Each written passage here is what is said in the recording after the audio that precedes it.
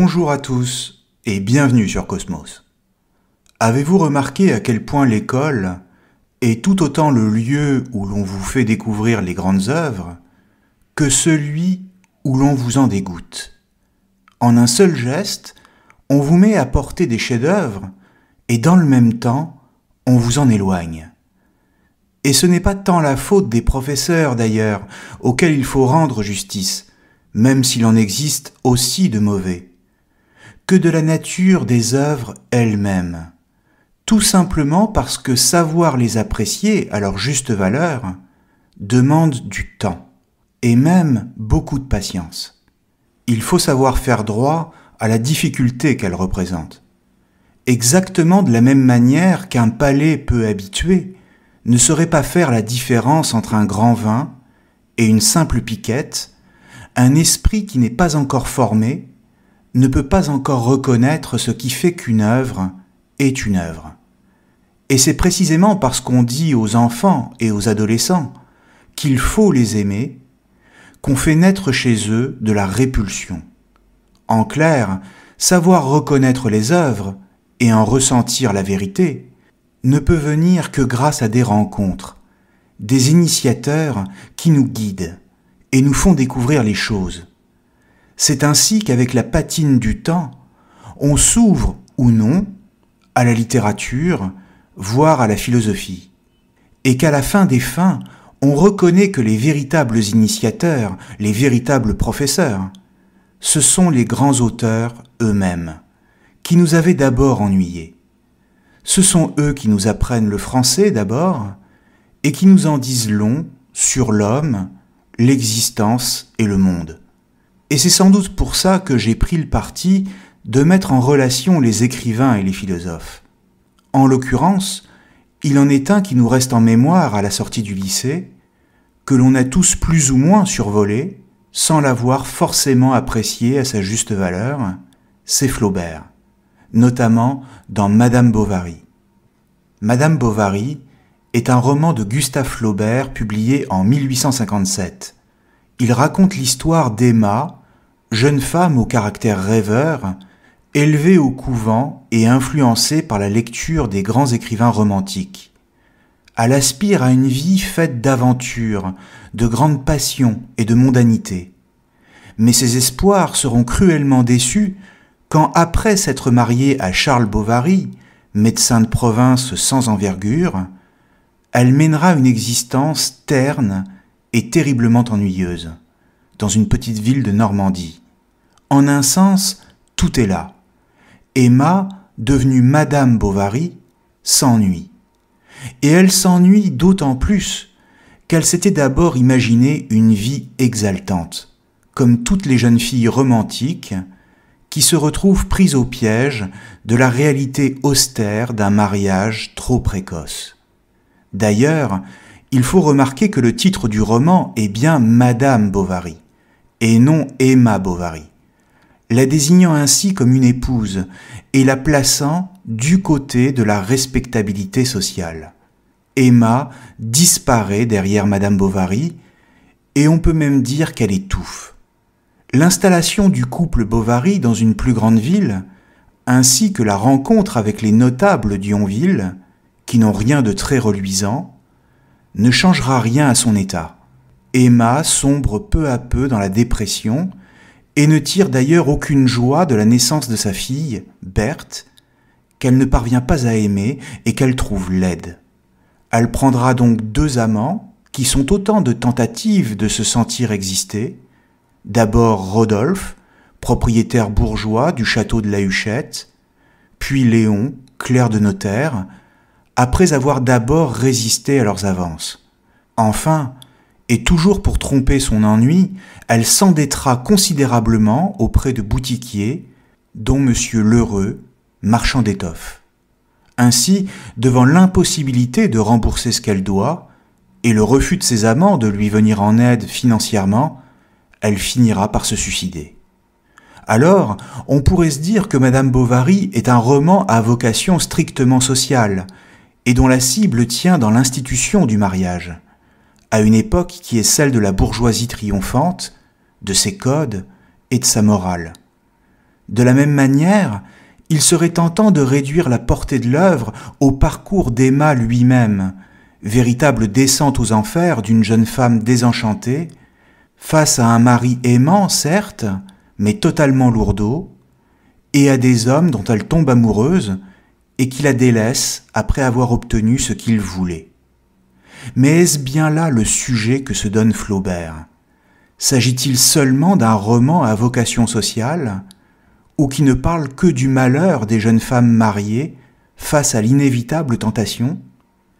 Car on pourrait se dire en ce sens que Madame Bovary est bel et bien le grand roman de l'adultère, et c'est d'ailleurs pourquoi Flaubert a été poursuivi en justice pour le roman en 1857, même s'il a été acquitté. Alors, qu'en est-il exactement? En réalité, si l'on veut comprendre de quoi il s'agit, il faut d'abord s'arrêter un instant sur le parcours de Flaubert lui-même. Né en 1821, Flaubert a grandi à Rouen, où son père était un chirurgien réputé. Il a constamment sous les yeux, pendant toute son enfance, les malades de l'hôpital, où son père a son appartement de fonction, et l'ennui d'une vie peu propice à l'enthousiasme et aux réjouissances des jeunes gens de son âge. En grandissant, ses parents lui imposent des études de droit à Paris afin qu'il devienne avocat, lesquelles ne lui inspirent aucun intérêt particulier. Et son seul réconfort, il le trouve dans la compagnie des artistes et des écrivains, dont Victor Hugo lui-même, qui domine la scène littéraire de cette époque. Il se prend alors à rêver d'une vie d'écrivain, jette sur le papier quelques nouvelles, et les premiers brouillons de ce qui deviendra beaucoup plus tard son roman « L'éducation sentimentale ». En clair, Flaubert est pris par ce qu'on appelle le mal du siècle, c'est-à-dire qu'il ne rêve que de passion et d'aventure, quand la réalité le renvoie sans cesse à la monotonie et à l'étroitesse des choses, jusqu'à nourrir une véritable aversion pour les hommes, leur vanité, leur sottise et le côté dérisoire de leurs conditions. Il est pris en tenaille entre d'un côté ses rêves et d'un autre l'ennui profond d'une existence banale qu'il ne peut fuir que par la fiction, c'est-à-dire par l'écriture. De sorte que ce n'est pas pour rien si Flaubert dira « Madame Bovary, c'est moi ». Non pas qu'il cherche simplement à créer un personnage qui lui ressemble, ce qui est le cas, mais plutôt qu'il inscrit en elle ce dont il fait l'expérience et qui est le propre de tout être humain, c'est-à-dire le désir, et qui n'est rien d'autre que la cause du malheur de toute vie. En clair, c'est parce que tout homme éprouve une passion, un désir profond pour ce qu'il ne peut avoir, ce qu'il ne peut pas réaliser, qu'il éprouve de l'insatisfaction et donc qu'il souffre.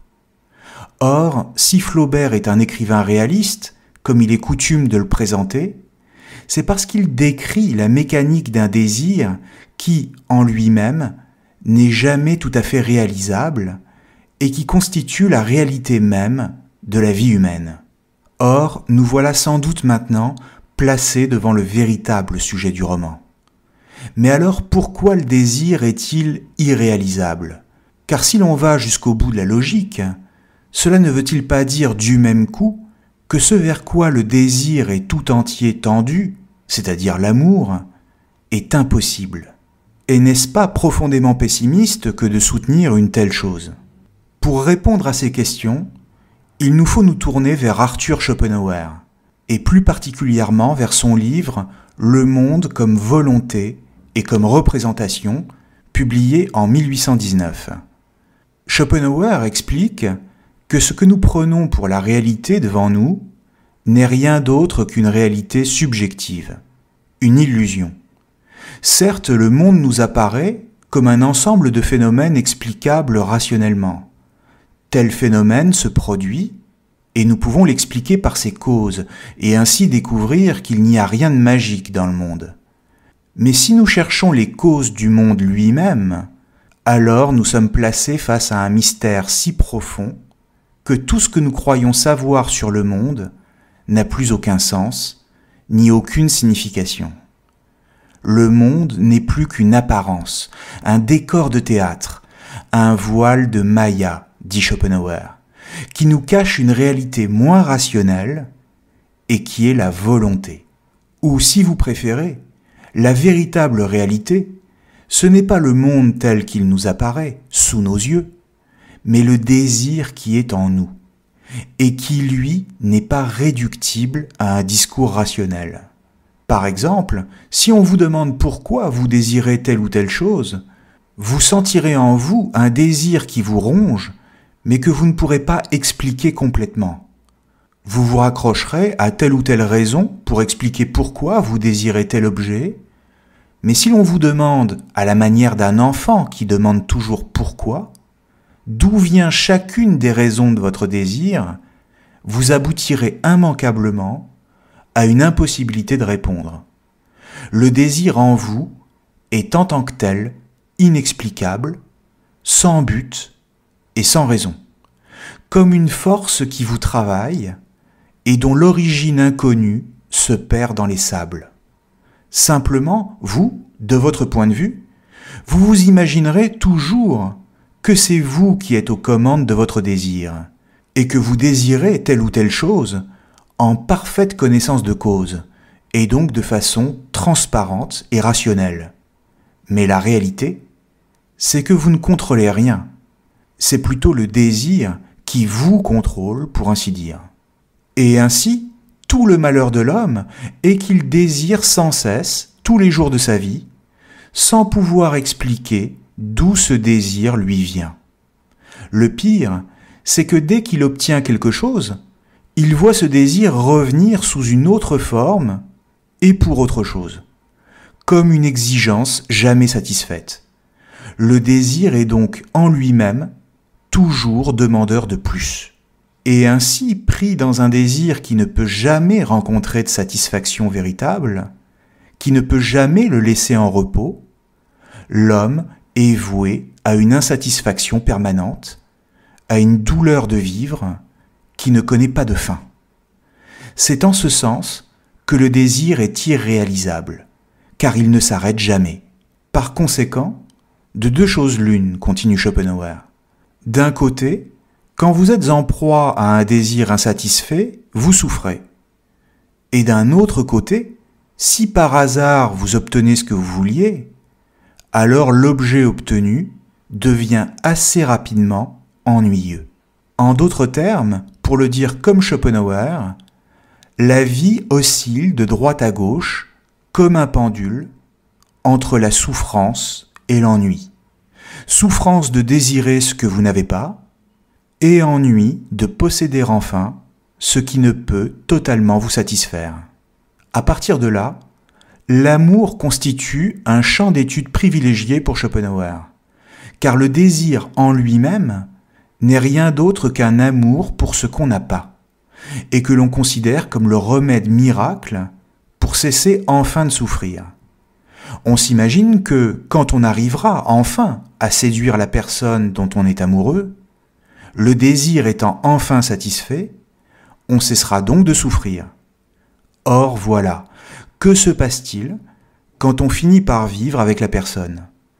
L'amour se transforme en une relation complice d'abord, une intimité dans le bon sens du terme, et ensuite justement, de manière plus ou moins insidieuse, en un manque d'intimité. Et donc en simple relation, ce qui n'est plus exactement de l'amour. Le mariage en est une illustration, car qu'est-ce que le mariage, sinon une relation consacrée par le droit, c'est-à-dire par un contrat. Ou pour le dire encore autrement, il est tout ce que l'amour en lui-même n'a pas besoin. Car si on en vient à signer un contrat, c'est qu'il n'est déjà plus question d'amour. De ce point de vue, peut-être est-ce quand on ne s'aime plus, ou quand l'amour s'est transformé en relation, qu'un couple est prêt à se marier. Et le mariage d'amour, en lui-même, apparaît ainsi comme une contradiction dans les termes. Mais n'allons pas croire que Schopenhauer critique simplement le mariage. Non, ce qu'il vise, c'est plus profondément l'amour lui-même, et qu'il déconstruit comme une pure illusion de la représentation. Qu'est-ce que cela veut dire? Eh bien, cela veut dire que pour Schopenhauer, toujours, quand on aime quelqu'un, on se représente soi-même en tant que personne qui aime une autre personne. Une personne, pour le dire très vite, c'est un individu de l'espèce humaine doté d'une identité, d'un moi, qui s'exprime à la première personne du singulier, je, et qui donc est capable de prendre ses propres décisions et de penser par lui-même comme un sujet libre et autonome. C'est ce que dit Descartes, je pense, donc je suis. Et c'est ce que nous sommes du point de vue de la représentation, c'est-à-dire tel que nous nous représentons nous-mêmes. Or, si comme nous l'avons vu, cette représentation n'est qu'une illusion, alors que sommes-nous en réalité?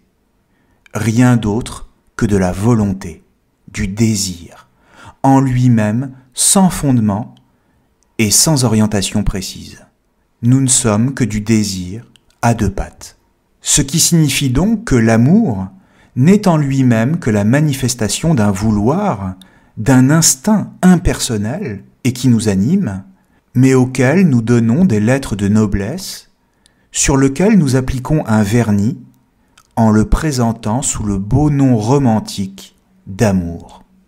En clair, l'amour est une sorte de ruse de la nature et de l'espèce à laquelle nous appartenons pour faire croire aux individus que nous sommes qu'ils s'aiment vraiment, et cela afin qu'ils assurent la reproduction. Pourquoi? Parce que l'enjeu, c'est la perpétuation de l'espèce, et à travers elle, du vouloir lui-même. Le vouloir se reproduit à travers les générations, en faisant croire aux individus qu'ils s'aiment. Illusion des illusions, que Schopenhauer appelle métaphysique de l'amour, et qui renvoie toujours davantage à un vouloir qui contrôle tout et qui nous détermine, nous laissant dans l'illusion, 1, que nous sommes des personnes libres, et 2, que l'amour est une réalité de l'existence. Or, la seule réalité de l'existence, c'est le vouloir lui-même, qui en tant que tel se manifeste à travers les individus. Comprenons donc tout simplement que le désir est toujours premier par rapport aux objets que nous lui donnons, lesquels ne sont pour ainsi dire que des accidents qui auraient pu ne pas arriver ou prendre une autre forme, et que ce désir nous fait souffrir dans la mesure où il n'est jamais satisfait et qu'il se renouvelle sans cesse. Et justement, ce qui est intéressant chez Flaubert, c'est que le personnage de Madame Bovary repose précisément sur cette intuition d'un désir métaphysique qui la fait souffrir sans qu'elle ne parvienne jamais à en sortir. C'est ainsi, par exemple, qu'elle finit toujours par retrouver dans les bras de ses amants exactement la même insatisfaction que dans l'espace conjugal. Elle ne parvient jamais à être comblée et rêve toujours de grandes aventures, ce qui a pour conséquence de faire peur à ceux avec qui elle commet l'adultère. L'expérience que fait Madame Bovary, c'est celle de l'insatisfaction du désir, c'est-à-dire que tout est décevant. D'ailleurs, cette insatisfaction devant le réel n'est pas sans rappeler le Don Quichotte de Cervantes. De la même manière, c'est toujours à travers la force d'un désir inassouvi que Flaubert la décrit, jusque dans la fin qu'il lui donne, jusque dans ses derniers instants, où juste avant de mourir, elle sent encore le désir courir en elle. Jusque dans les derniers instants, le désir est donc tout entier tourné vers la vie. Il est la manifestation de la vie. Et l'on pourrait dire avec Schopenhauer que le vouloir est vouloir vivre. Mais dans le même temps, il est porteur de la mort et s'inscrit sur l'arrière-fond de la finitude. Et c'est bien comme ça d'ailleurs que se termine le roman. Mais alors, pourquoi le désir est-il vie et mort tout à la fois? Comment comprendre ce paradoxe? Eh bien simplement parce que si le désir tend vers la perpétuation de ce qu'il est, il consume les individus eux-mêmes. Le vouloir ne fait que se répéter lui-même à l'infini, en tant qu'il est la vérité profonde de toute vie, Mais les êtres biologiques, les individus, sont dévorés peu à peu par le désir insatisfait ou par l'ennui de la répétition qu'il fait naître. En clair, l'humanité en tant qu'espèce est toujours la même, car c'est en elle que survit un vouloir qui ne change pas et qui poursuit inlassablement son propre dessein. Le vouloir ne meurt jamais, mais les hommes, eux, sont pour ainsi dire perdus d'avance, condamnés qu'ils sont à en subir la domination et la tyrannie. De sorte que Flaubert, dans son roman, propose exactement la même intuition que celle de Schopenhauer, la même réflexion sur la nature du désir et son insatisfaction, ainsi que sur l'ennui de voir se répéter les choses, malgré tous les efforts de Madame Bovary pour en sortir. Elle est en ce sens exemplaire de la tyrannie du désir et de l'enfer de l'ennui. Et d'une certaine manière, c'est parce qu'elle est assoiffée de vivre et qu'elle veut ce qu'elle ne peut avoir que sa fin est aussi la seule issue possible pour elle et qu'on ne peut l'imaginer heureuse. La conscience qu'elle a de son propre désir est trop grande et l'encombre beaucoup trop pour se contenter d'une vie simple.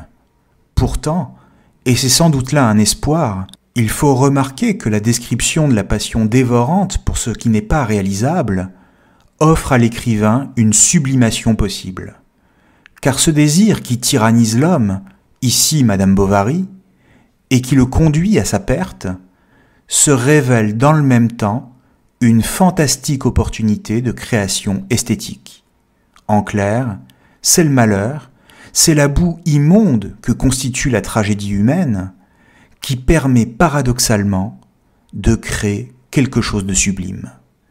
Et si Madame Bovary n'avait pas ressenti d'insatisfaction, si elle s'était sentie tout à fait à l'aise dans sa petite ville bourgeoise de province, et si elle n'avait pas trompé son mari, elle n'aurait jamais été une héroïne de roman.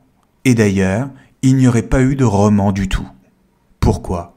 Eh bien, tout simplement parce que le bonheur d'une petite épouse rangée n'intéresse personne en réalité. Ce qui nous la rend intéressante, sublime ou scandaleuse, c'est son malheur, son angoisse, son insatisfaction. C'est parce que d'une certaine manière, elle parle de nous, qu'elle est toujours là, et que le roman n'est pas un vague bouquin oublié, mais une œuvre. Œuvre, c'est un mot qui vient du latin opus, qui signifie littéralement ce qui demeure, ce qui reste. Comprenons que par-delà la mort d'Emma Bovary, ce qui nous reste d'elle, c'est l'œuvre de Flaubert, c'est-à-dire le talent de l'écrivain propre à magnifier la souffrance et l'ennui pour en faire quelque chose de beau.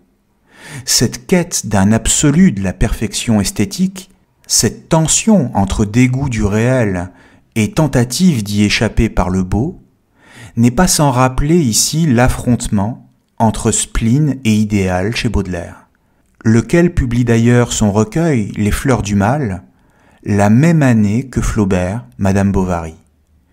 Il sera poursuivi en justice tout comme Flaubert, et par le même procureur d'ailleurs, Ernest Pinard, mais à la différence que Baudelaire, lui, sera condamné.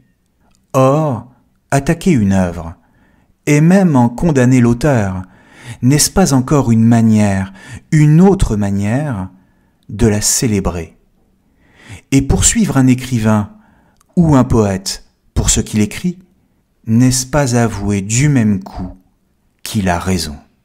Merci à tous et à très bientôt sur Cosmos.